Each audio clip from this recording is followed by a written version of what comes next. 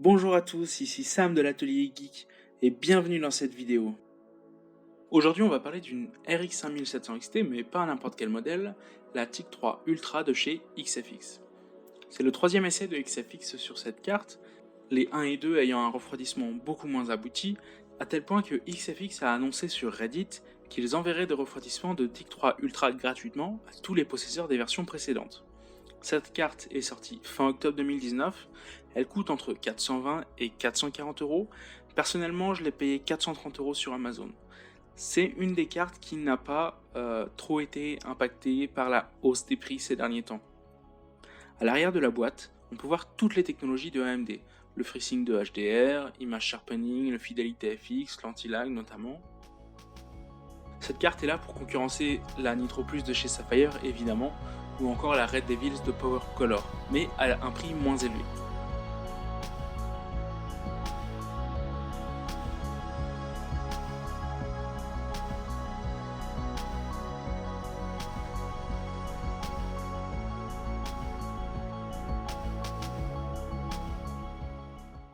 La boîte est toute en carton, surtout les protections qui sont également en carton.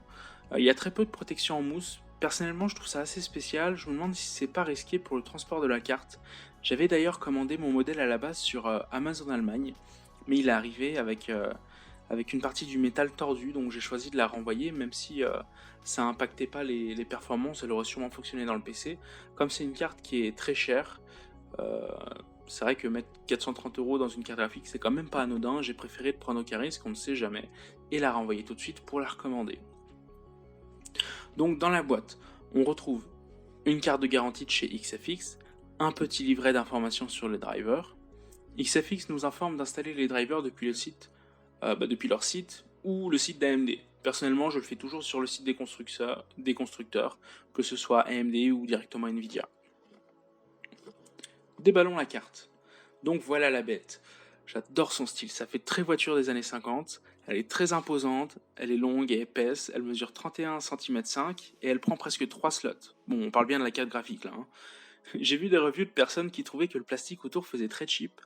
Personnellement, je trouve pas, j'aime beaucoup les noirs avec les chromes, le plastique a l'air plutôt solide. Alors oui, les chromes c'est pas du métal, ça reste du plastique, mais franchement j'ai vu pire, et je trouve que ça rend bien, le plastique reste solide. Alors cette carte elle est vraiment clivante, hein. Souvent les gens quand je demandais ou quand je regardais, soit ils adoraient, soit vraiment ils détestaient le style. D'ailleurs, n'hésitez pas à me dire ce que vous en pensez en commentaire, si vous aimez le style rétro ou si au contraire vous n'aimez pas du tout. Le fait qu'il n'y ait pas de RGB également, donnez-moi votre avis, parce que je sais que moi j'aime beaucoup, mais c'est pas forcément l'avis de tout le monde. Donc on va enlever le plastique sur les ventilateurs. Et, ce plastique doré, ils sont pas dorés hein, les ventilateurs, ils sont chromés. Ça c'est vraiment une carte, comme vous voyez les ventilateurs, à mettre sur un support vertical, ça doit être vraiment sympa. Mais elle a quand même un côté esthétique aussi sur la tranche. Alors je vais pas enlever les autres plastiques, hein, j'ai pas envie de mettre de traces de doigts dessus. Je le ferai au dernier moment quand je la montrerai dans le PC, vous verrez ça dans une autre vidéo.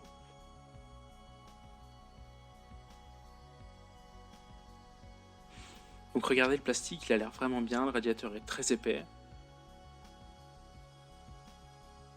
Alors j'ai été obligé de prendre un boîtier un peu plus gros et plus cher pour faire passer cette carte, parce qu'elle est vraiment grande.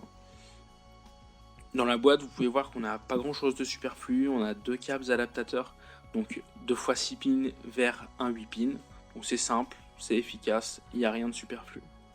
Alors cette carte elle a pas de RGB, moi ça me va très bien, c'est vrai que c'est pas mal à la mode en ce moment le RGB, mais moi dans ma config je veux le moins possible de RGB, ou à la limite, comme c'est une config noir et blanc, peut-être des lumières blanches pour éclairer certains composants, mais c'est tout, je veux vraiment pas plus.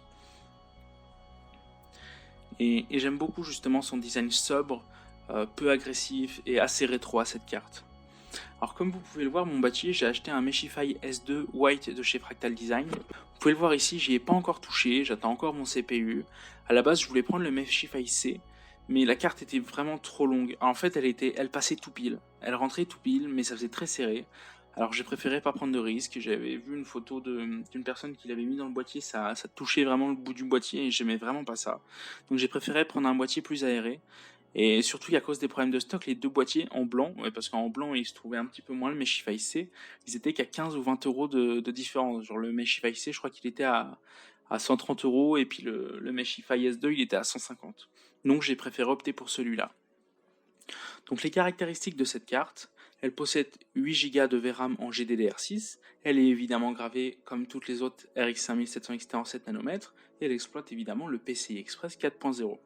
Cette carte dispose de 3 ventilateurs, elle possède 3 DisplayPort et un HDMI. Elle est alimentée par 2 connecteurs 8 pins et elle consomme jusqu'à 280 watts en jeu ou en stress test. Il est donc conseillé d'avoir une alimentation de 650 watts minimum. Personnellement, j'ai pris une 80 Plus Gold 650 watts semi-modulaire de chez Seasonic. Vous pouvez voir qu'on a un switch pour mettre deux BIOS. Donc la carte là, de base, elle est sur un BIOS qui s'appelle Performance, mais il y a aussi un BIOS qui est appelé Quiet, donc silencieux en anglais. Alors je testerai les deux BIOS et les performances de la carte dans une vidéo, et puis comme ça je pourrais vous donner les différences de température, de performance, et puis voir jusqu'où elle va au niveau des fréquences. Alors justement, en parlant des fréquences, cette carte elle est censée monter en pic jusqu'à 2025 MHz. Et en jeu en moyenne, XFX nous annonce qu'elle monte à 1935 MHz. Sur la plupart des... C'est ce qu'elle fait en moyenne sur les jeux. Donc il y en a où elle doit faire moins et d'autres plus. Ça va être, je pense, en fonction des températures également.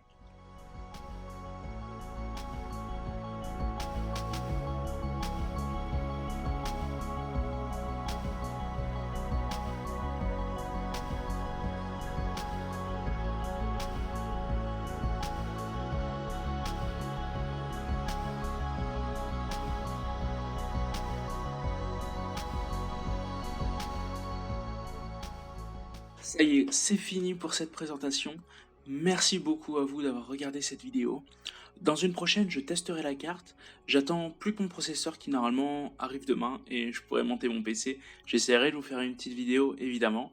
Alors n'hésitez pas à me dire ce que vous en pensez en commentaire, si vous avez cette carte ou encore si vous avez un autre modèle, si vous avez pu comparer ou quoi. Ou même si vous êtes intéressé et que vous avez des questions ou vous voulez que je fasse certains tests ou benchmark avec, c'est le moment, puisque je vais pouvoir la tester à partir de demain. Surtout que en ce moment 3D Mark est en promo sur Steam jusqu'au 9 juillet, je vous mettrai le lien en description. Il est à moins 85%, donc si vous testez souvent du matériel, des cartes graphiques, des processeurs, ou vous montez régulièrement des configs, c'est vraiment super intéressant. Allez, je vous remercie et je vous dis à la prochaine.